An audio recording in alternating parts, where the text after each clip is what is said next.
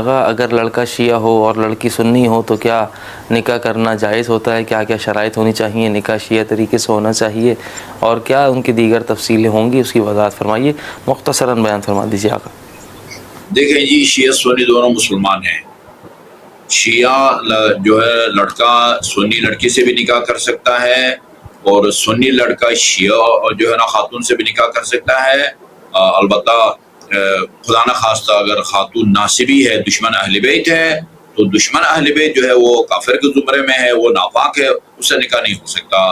لیکن اگر صرف اہل سنت ہیں، یعنی یہ کہ حضرت علی کو پہلا خلیفہ نہیں مانتے، وہ مسلمان ہے، اس سے جو ہے نا پنجاب میں بہت گھرانے ایسے ہیں جہاں پر لڑکا شیعہ ہے لڑکی سنی ہے، یا لڑکا سنی ہے لڑکی شیعہ ہے، تو اس میں جو ہے نا وہ کوئی حرج نہیں ہے، یہ نکاح ہو سکتا ہے۔ البتہ جہاں تک طریقے کا تعلق ہے، دیکھیں میں کہہ سکتا ہوں کہ شیعہ سنی طریقہ ایک ہی ہے، وہ یہ ہے کہ صیغہ پڑھا جاتا ہے، دونوں کی صرف رضامندی کافی نہیں ہے۔ اگر وہ عام طور پر جو شیعہ حضرات ہیں، ہم لوگ جب نکاح پڑھتے ہیں تو عربی میں پڑھتے ہیں۔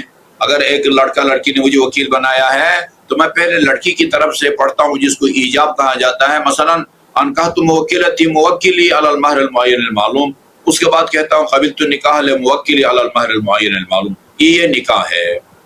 یا ہو سکتا ہے دونوں کے وکیل الگ الگ ہوں، تو پہلے لڑکی کا وکیل پڑھتا ہے ایجاب، پھر اس کو لڑکے کا وکیل قبول کرتا ہے۔ اہل سنت کے جو علماء کرام ہیں وہ عربی میں نہیں پڑھتے، عام طور پر وہ اردو میں پڑھتے ہیں۔